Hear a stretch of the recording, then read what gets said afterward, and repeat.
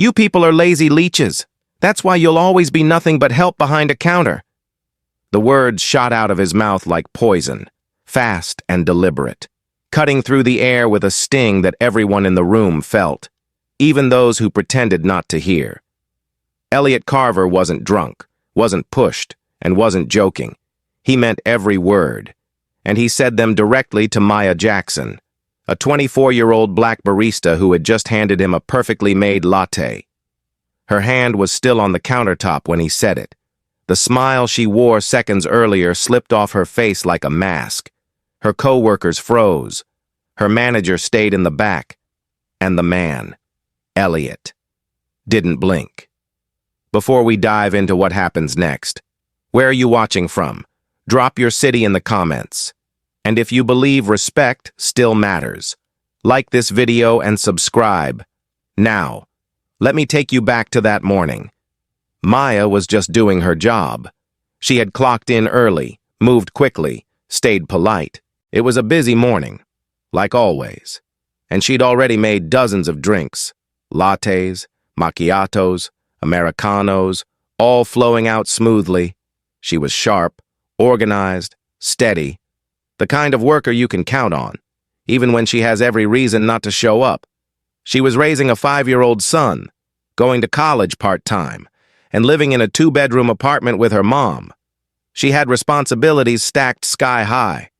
But that morning, Maya still came in with her apron tied and her hair pulled back, ready to work.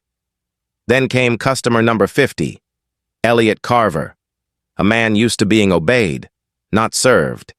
He was impatient the second he opened his mouth, didn't say hello, didn't ask, just demanded. Grande, extra hot, sugar-free vanilla, no foam, don't mess it up. Maya repeated it back clearly, just like she'd been trained, made the drink to the letter, handed it off with a smile. Here you go, sir. He didn't say thank you. He didn't take a sip.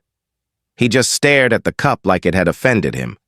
Then he brought it to his lips, and after one small sip, he exploded.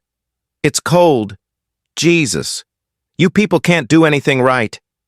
Maya stayed composed. I'm happy to remake it for you. But Elliot was already in motion, shaking his head, rolling his eyes, stepping forward like he was putting on a show. No, that's not the point. The point is, I come in here every morning and you all mess it up. I'm paying $5 for a cup of coffee. And I get this garbage? You people don't belong in a job like this. That's why you're stuck here. Lazy. Leeches. It was loud. Loud enough to turn heads. Loud enough for people to glance over, shift in their chairs, or slowly pull out their phones. Maya didn't say anything at first, but her co-workers, Tina and Ravi, they froze. Jaden, a teenager sitting nearby, tapped his phone screen and started recording. No one stepped in, not yet. Maya stood there, both hands on the bar, her expression locked tight. She wasn't crying. She wasn't trembling. But something had changed. You could see it in her posture, in the way her chin lifted just slightly. He had gone too far. She'd heard things before. Rude customers, subtle jabs, that fake smile people give when they don't see you as human. But this was different. This was loud, direct, and from someone powerful. Still, she stayed calm. Her voice didn't crack when she finally said, "You don't get to talk to me like that." Just 7 words. Quiet. Controlled. But those 7 words pulled the air out of the room. Elliot laughed. "Oh, please, don't act like you're special. You work here, you make coffee, and I run a $2 billion company. You think I care?"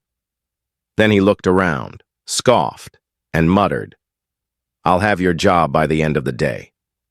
But Maya didn't back down. She didn't raise her voice. She didn't reach for her phone. She simply took the milk pitcher that had been in her hand and placed it down, hard enough that it made a sound.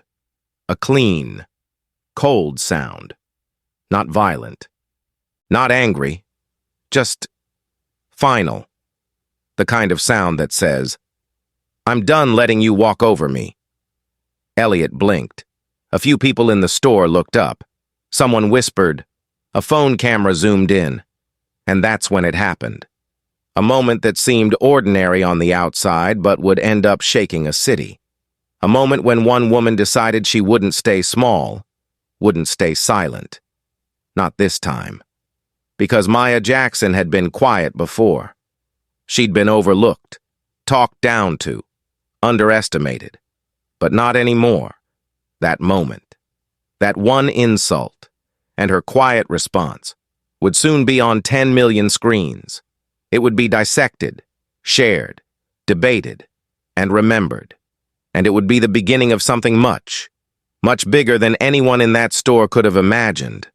But right then, it was just her. One woman, one insult, one decision, and the world was about to change. The moment Maya placed that milk pitcher down, it was like a crack in glass, silent at first, but spreading fast. Elliot Carver didn't notice it. Not really. Not the way others did. He was still pacing in front of the counter, still talking loud, still tossing jabs like confetti. "Minimum wage attitude, that's what this is," he scoffed, smirking as he gestured toward her hairnet. "You want respect? Start by learning to make coffee." Maya didn't respond, but the tension in her shoulders had shifted, tighter, higher, like a rubber band pulled back to the point of no return. She glanced to her left. Tina and Ravi stood still behind the espresso machine, watching. Ravi mouthed something. "Maybe you okay?" But Maya didn't blink. To her right, a teenage boy in a red Chicago Bulls hoodie slowly turned his phone, camera facing forward, record button glowing. His name was Jaden, 17. Just ordered a caramel macchiato and sat down to do nothing but scroll TikTok. But now, he was filming history. Elliot leaned forward across the counter, lowering his voice like he thought it made him powerful. "People like you," he said, almost casually, "should be grateful someone like me even walks through this door." That was it.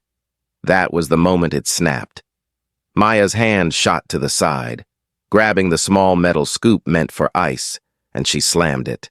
Not at him, not at anyone, but hard onto the countertop, just beside the tip jar. The noise cracked through the room. Customers gasped. One woman dropped her croissant. A man 2 tables over stood up halfway, unsure whether to leave or stay. "You don't get to do this," Maya said. And this time, her voice wasn't quiet. "You don't get to come in here and insult people because you're rich. You don't get to treat me like trash and expect me to smile. I've worked since I was 15. I've raised a son alone. I show up here every morning and serve people like you. And I do it with more dignity than you've shown in 2 minutes." There was silence. Elliot's mouth hung open, caught somewhere between rage and disbelief. "Are you threatening me?" he said finally, blinking hard. "Do you know who I am?" Maya looked him dead in the eye. "I know exactly who you are, and now so will everyone else." That's when Jaden, still filming, said clearly into the mic, "We're live. Y'all, this man just called a black barista a lazy leech on camera." And just like that, the stream was live, raw, unfiltered. Tens of thousands of followers started pouring in, because Jaden wasn't just a random teen. He had over 400,000 followers. His videos often went viral. And this was about to explode. Elliot saw the phone. His face turned white, then red. "You're live streaming this?" he snapped. "Turn that off. That's illegal." "Actually," Jaden replied, not even looking up. "We in a public place, and you just outed yourself, sir." Elliot looked like he might reach across the counter, but thought better of it. His voice dropped into a growl. "This is going to cost you, little girl. I'll have your job. I'll own this place by the time I'm done." Then Maya leaned in just slightly, her voice steady as steel. You think I'm afraid of losing a job? I've lost housing, I've lost sleep, I've lost time with my son, but I will not lose my voice. Not today. Karen, the store manager, finally rushed out from the back. Her eyes darted from Maya to Elliot to Jaden. "What is going on out here?" she asked, trying to smile like nothing was wrong. Elliot pointed at Maya. "You need to fire her, right now." Karen turned to Maya. "I think you should go home for the day." Maya didn't budge. "Are you serious?" Karen whispered. "We'll talk about it later." "No," Maya said. "We'll talk now.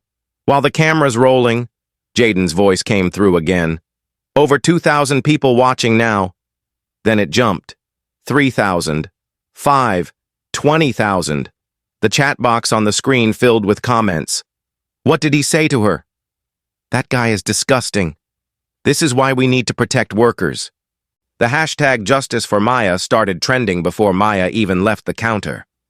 Elliot stormed toward the door, tossing out one last insult as he left. "This isn't over." But he was wrong. It had only just begun. Behind the counter, Ravi gently placed a water bottle near Maya's hand. Tina reached out and squeezed her arm. Maya's eyes were damp, but her spine was straight. She didn't move, didn't run. She just breathed, in and out, deep and slow. Outside the window, Elliot's phone buzzed, again and again, notifications lighting up the screen. In just 30 minutes, the live stream had been clipped, reposted, and seen by nearly 5 million people on Twitter, on Instagram, on TikTok, on Facebook. Maya's face was everywhere. But more than that, her words, her tone, her strength, the way she stood there and said, "You don't get to talk to me like that." It struck a nerve, not just with baristas, not just with black women, but with anyone who had ever been disrespected by someone richer, louder, or more powerful. Maya didn't set out to go viral. She just refused to disappear. And in that refusal, she became something more than just a worker at a coffee shop. She became a symbol, a mirror, a name people would remember. And somewhere across the city, a woman named Camille Torres, the COO of Carver Tech, was watching the video on her phone. She replayed it twice, then once more. She didn't say a word, just reached for her office phone and dialed a number. The fallout was coming. By the time Maya stepped off the floor and untied her apron, the video had already passed 7 million views. She hadn't said much after Elliot stormed out, just stood there behind the counter, trying to breathe through the static in her chest. Her manager, Karen, kept whispering about policies and reputational risk, but Maya didn't argue.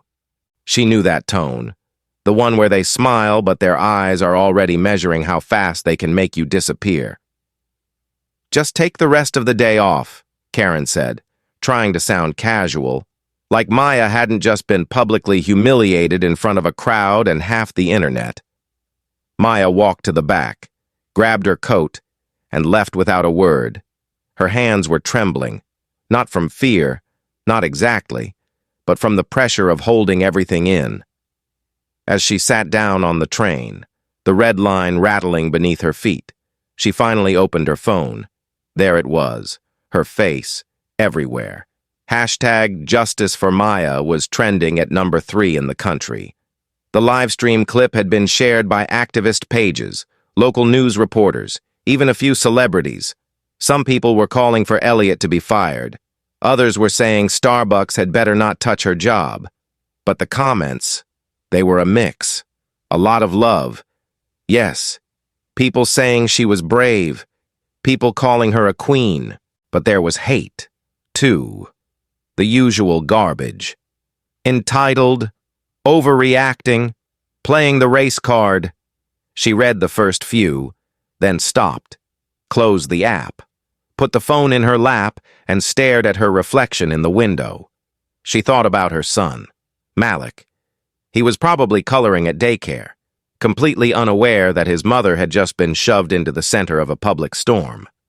She thought about her mom, Loretta, and the way she'd always say, "Keep your head down, baby. Let your work speak." Maya had followed that advice for years. But today, her silence would have cost her something deeper. When she got home to their small apartment in Englewood, her mom was already waiting with arms folded, watching the news on a dusty TV. The clip had hit Channel 9, local news anchor saying, "A tech CEO under fire tonight after a confrontation with a young barista goes viral." Maya stood in the doorway, still in her work shoes. Loretta turned around slowly, eyes soft. "You okay?" Maya nodded. "You eat?" Maya shook her head. Loretta didn't ask any more questions, just walked to the kitchen and started heating up leftovers. That was how they did things in that house. Silence first, then comfort. Questions came later, over dinner. Maya finally spoke. "I think I'm going to lose my job." Loretta didn't flinch. "And if you do, that'll just be the end of one chapter, not your whole book." Maya swallowed hard. "They're already coming after me online, saying I made it up, saying I attacked him." Loretta placed a warm hand over hers. "Baby, listen to me. The truth don't need defending when it's got eyes like the world's got now." Maya was about to reply when her phone buzzed, a number she didn't recognize. She almost let it ring, but something told her to pick up. The voice on the other end was calm, low, female.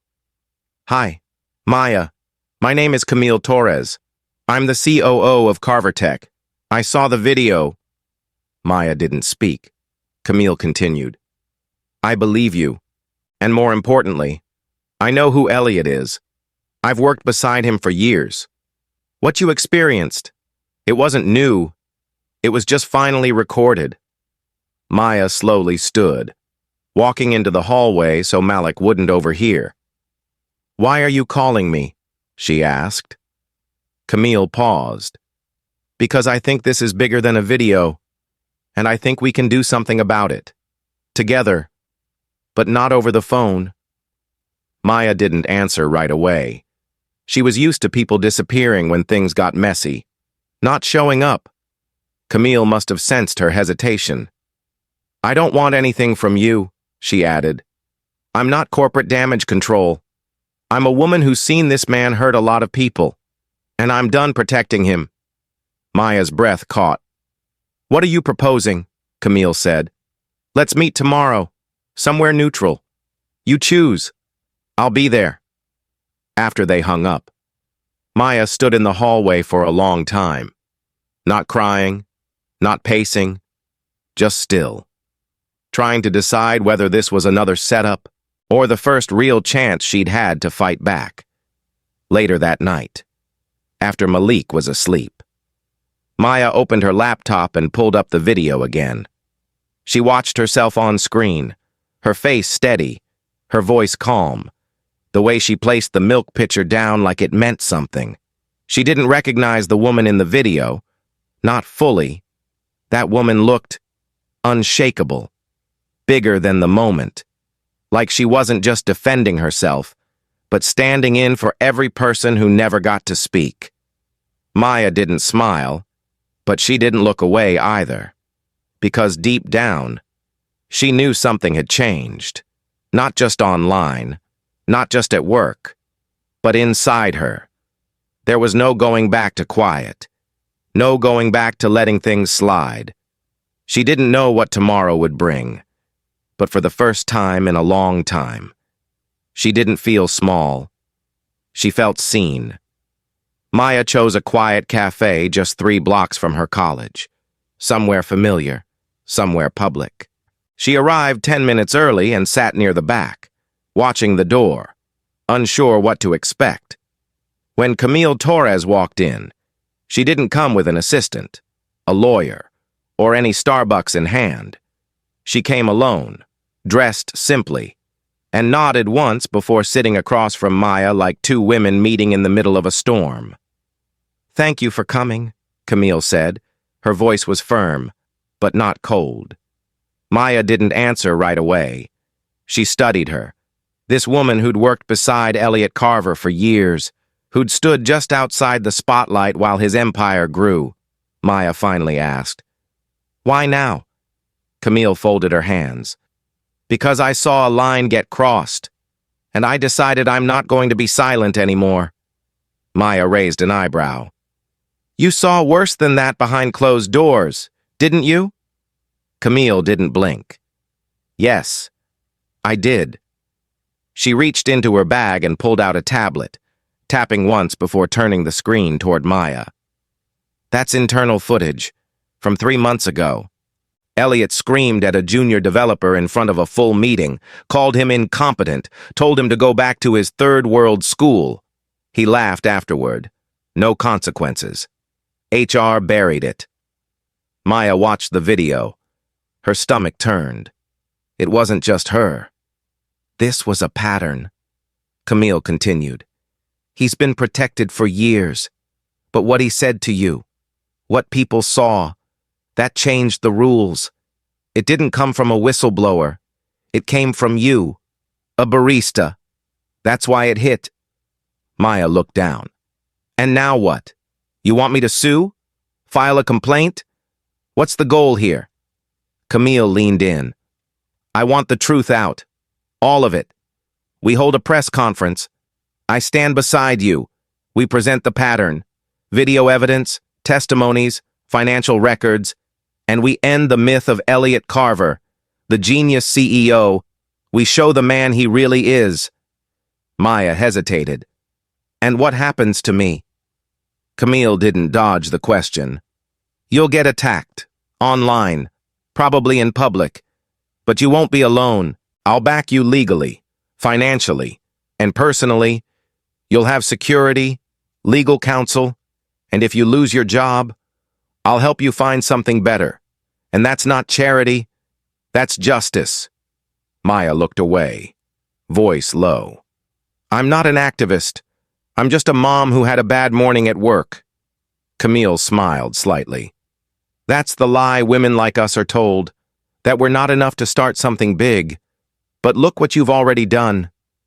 Maya didn't respond, but something in her shifted. A sense that this wasn't just about her anymore. Not about coffee or comments. About what was being tolerated by people who knew better. "He's already spinning it," Camille added. "He's telling media outlets you threatened him, broke property. He's preparing to sue for defamation. We need to move first." Maya's jaw clenched.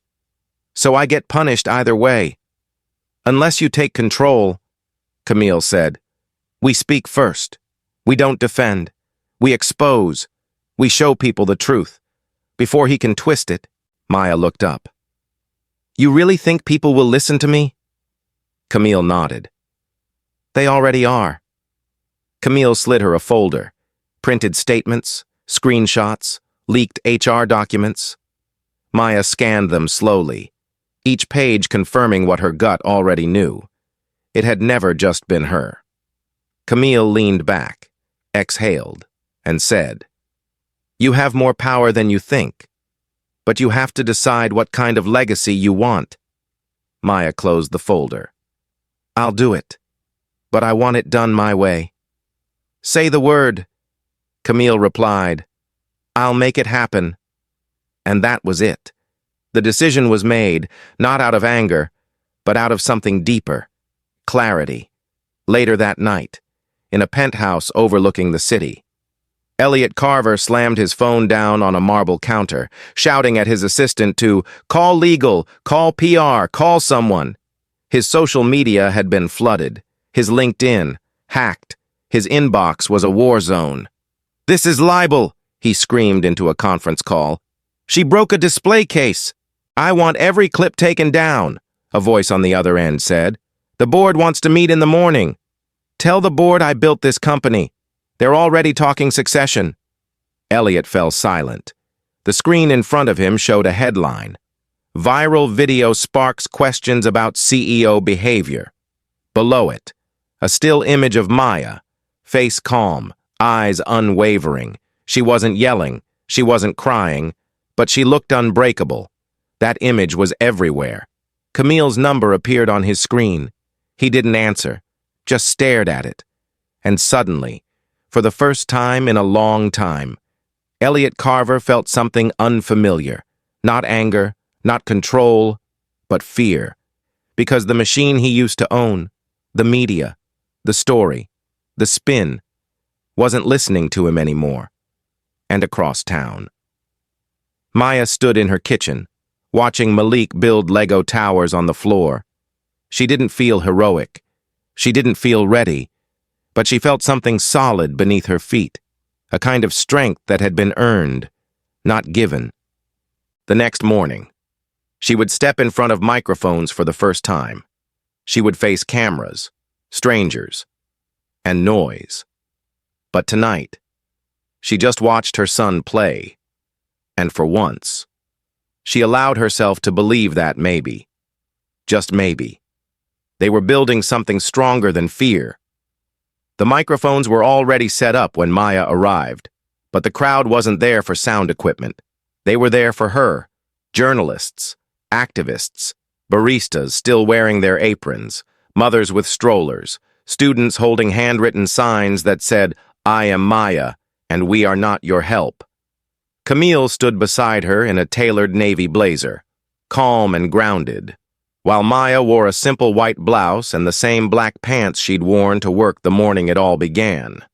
No stage makeup, no lawyer-approved talking points, just her, standing in front of the steps of City Hall, with a shaky breath and a full heart. She hadn't planned to speak first, but the moment didn't wait. She stepped forward, cleared her throat, and the noise softened. "I didn't ask to be here," she began, voice steady but low.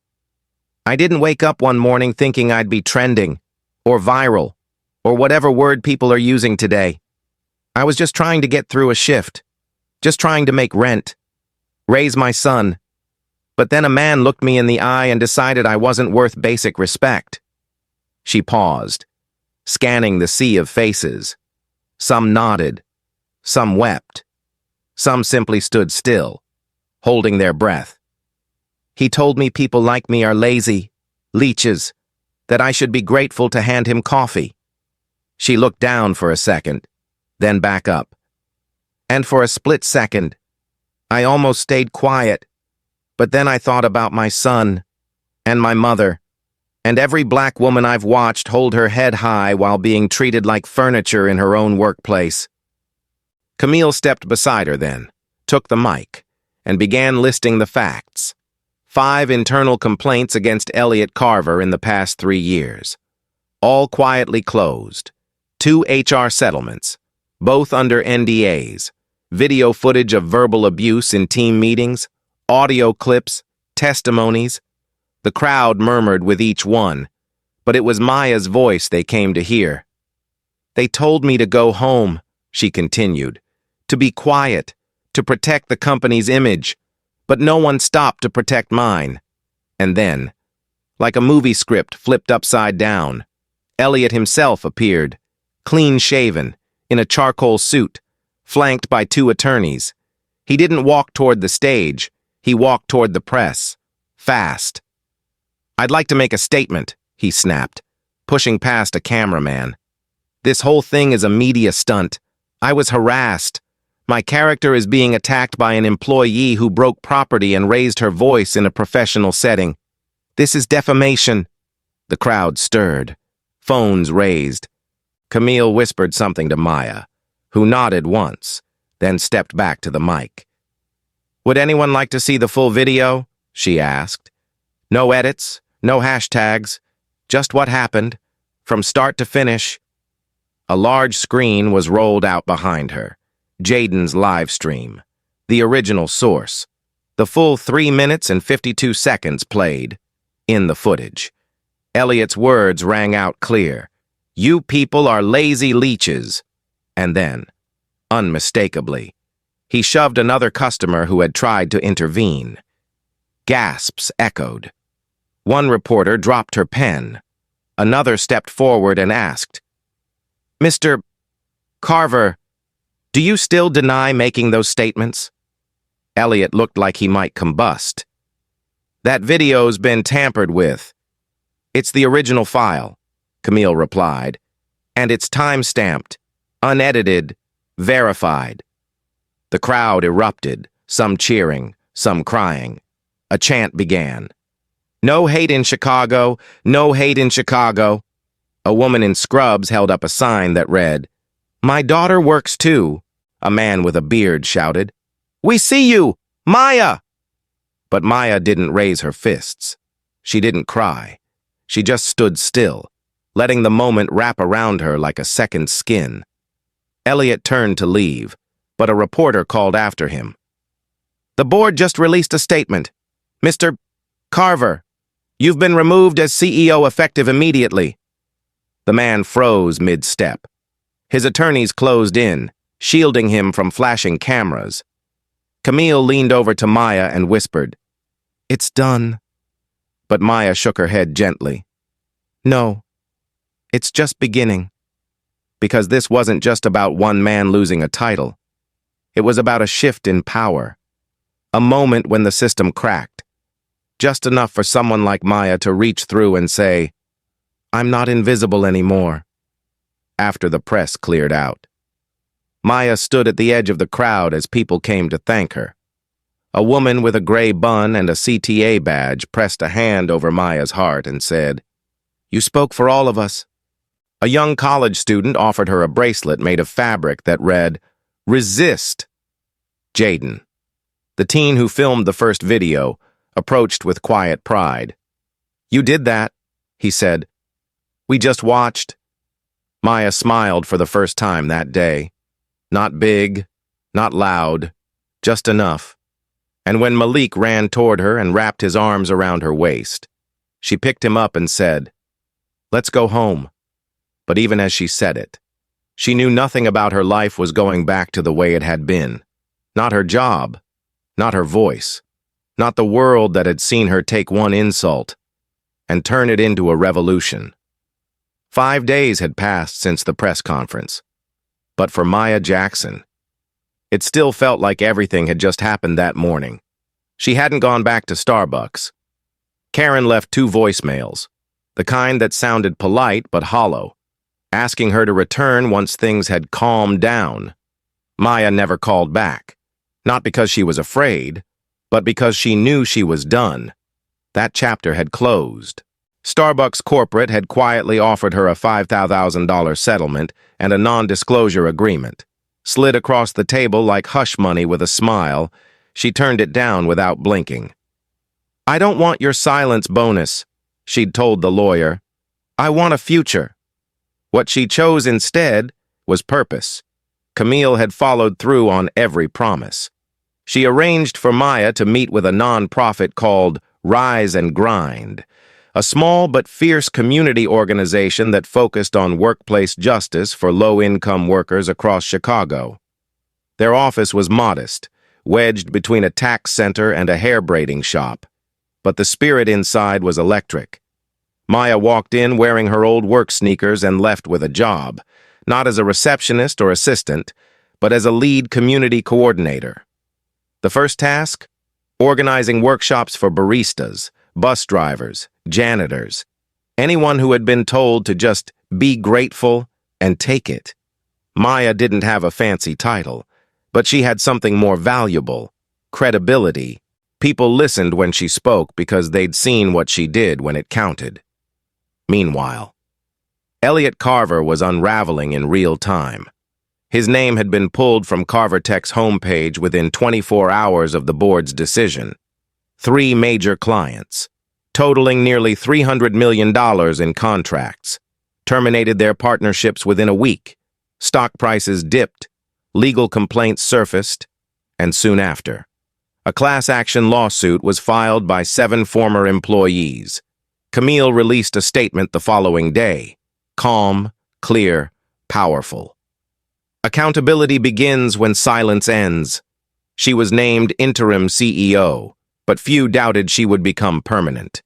She and Maya still spoke, not often, but enough. A quick text, A short call, an email with a funding notice. One afternoon, Camille forwarded Maya a message, a foundation grant for workplace education programs. The amount? $100,000. No strings. Maya used every penny to build the first free labor rights clinic on the South Side. Hiring 2 caseworkers and renting out a small storefront next to a daycare, she named it the Counter Line, a nod to where it had all started. Maya still lived in the same apartment with her mom and Malik, but something in the space felt lighter now, less cramped, more open, not physically, but spiritually. Loretta smiled more. Malik slept better. And Maya? She'd found a rhythm she didn't know she needed. Each morning, she packed Malik's lunch, dropped him off, and walked 3 blocks to her office. She answered emails, listened to workers' stories, printed flyers, and helped people write up complaints they never thought they had the right to file. It wasn't glamorous, but it was honest, grounded, and real. One evening, after a long day, she took Malik down to the lake, just the 2 of them. They sat on a bench facing the water, Malik swinging his feet, munching on crackers. "Mom?" he asked. "Are you famous now?" Maya chuckled. "I don't think so, baby. But people at school said you were on TV. They said you made a bad man go away." Maya looked at her son, the wide eyes, the dimple on his left cheek, the crumbs on his chin, and felt something rise in her chest. Not pride, not yet. Something quieter, more tender. "I didn't make him go away," she said softly. "I just didn't let him push me down." Malik nodded like he understood. Then he reached for her hand and squeezed. "You're still my mom," he said. "Even if you're on the news." She laughed, and for a moment, all the noise faded. No interviews, no tweets, no headlines. Just the sound of her son's voice and the quiet truth of that bench. Maya didn't think of herself as a leader or a hero. She thought of herself as someone who reached a breaking point and didn't break. She knew the fight wasn't over. There were still workers being silenced, still bosses walking free after throwing their power around like a weapon. But something had shifted. Not just in the world, in her. She was no longer afraid of what might happen if she spoke up. She was afraid of what would happen if she didn't. And that fear, that courage. They walked side by side now. That night. She wrote her first speech for an upcoming labor rally in Englewood. She kept it short. Just 3 sentences. "I'm not here because I was brave. I'm here because I was tired. And being tired, together, is how we build something new." She printed it out, folded the paper, and placed it inside her purse. Then she turned off the lights, kissed Malik goodnight, and let herself sleep, truly sleep, for the first time in what felt like years. 6 months later, on a warm July afternoon, Maya Jackson stood at the front of a modest community center in Englewood, holding a microphone in one hand and a folded piece of paper in the other. The room was packed. More than 500 women filled the space, shoulder to shoulder, some in uniforms, some in headscarves, some still wearing name tags from work. They weren't politicians or executives. They were cleaners, cafeteria workers, store clerks, bus drivers, call center reps, the kind of women who knew what it felt like to be dismissed, ignored, told to smile more, or to just take it. Maya looked out at them, heart pounding in her chest, and unfolded the paper slowly. She wasn't nervous this time. She was grounded. She was ready. 6 months ago, she began, I was working behind a counter, afraid to raise my voice. Today, I stand in front of you because I finally did. The crowd was silent, hanging on her every word. They told me to be quiet. I said no. They told me I'd ruin my chances, I said. What chances do we have when silence is the price of survival? A few women clapped. Others nodded. A few wiped away quiet tears. Maya continued, voice steady. I was never trying to go viral. I was trying to keep my job, raise my son, and hold on to my dignity. But when that man, Elliot Carver, looked me in the face and said I was a lazy leech, I realized something. I wasn't just defending myself, I was defending all of us. The applause grew, steady and honest, not forced. Camille Torres sat in the front row, smiling quietly, no longer CEO of just a company, now co-sponsor of a movement, under Camille's leadership. Carver Tech had donated $500,000 to Maya's nonprofit. No press release, no strings, just support. The program had since expanded into 3 neighborhoods, offering labor rights workshops, free legal aid, and emergency funding for workers facing retaliation. Maya called it the line we hold, a name inspired by the invisible line between service and survival that so many walked daily. After the applause faded, Maya opened the floor to questions. A teenage girl in the second row raised her hand and asked, "How did you not back down?" Maya paused, then said, "I didn't have a choice. My son was watching." That answer rippled through the room like wind over tall grass, soft, but deeply felt. Later that day, after the event ended, Maya took a quiet walk to the Starbucks where it had all begun, the one on Jackson and Wells. It had been remodeled since then, new lights, new tile, but the memory still sat at the front counter like a shadow. Inside, a young woman stood behind the register, brown skin, fresh face, nervous hands. Her name tag read, Aisha. Maya stepped up, smiled, and ordered a hot green tea. Aisha blinked as she recognized her. "Wait, are you—" Maya held up a hand, smiled gently. "I was. But today, I'm just a customer." Aisha leaned in. "I saw the video. All of us did. You made us proud." Maya nodded, then looked her in the eye. "Don't let anyone tell you who you are. Not a boss, not a customer, not even me." Aisha's smile was wide and full. "Yes, ma'am." As Maya waited for her drink, she noticed 2 middle-aged men watching her from a nearby table. One nodded respectfully. The other gave a quiet thumbs up.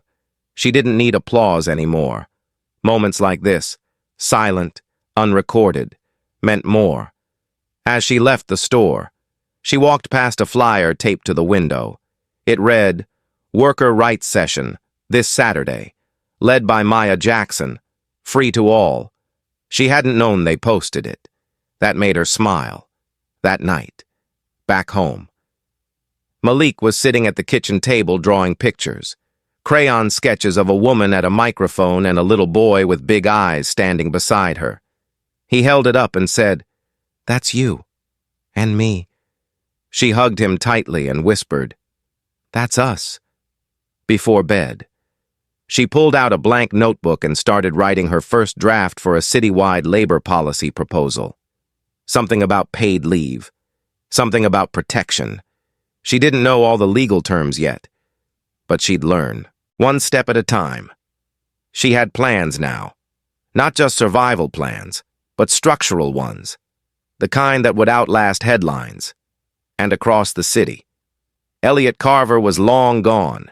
He'd quietly sold his remaining shares, left the country, and disappeared into the gray edges of exile. Some said he was living in Portugal. Others said he changed his name. Maya never checked. She didn't care. She wasn't fighting him anymore. She was building something better. Her story had started with an insult, but it ended with a platform, not made of marble or glass, but something firmer. Truth. Her legacy wasn't the moment she slammed down that pitcher, or even the moment she spoke to the press. It was every woman who now stood a little straighter, every teen who hit record when something felt wrong, every worker who said, "No, not today." That was the legacy. Quiet, daily, real. and it was only just beginning. Thanks for watching. If this story meant something to you, give it a like, leave a comment, and don't forget to subscribe. Take care, and see you in the next one.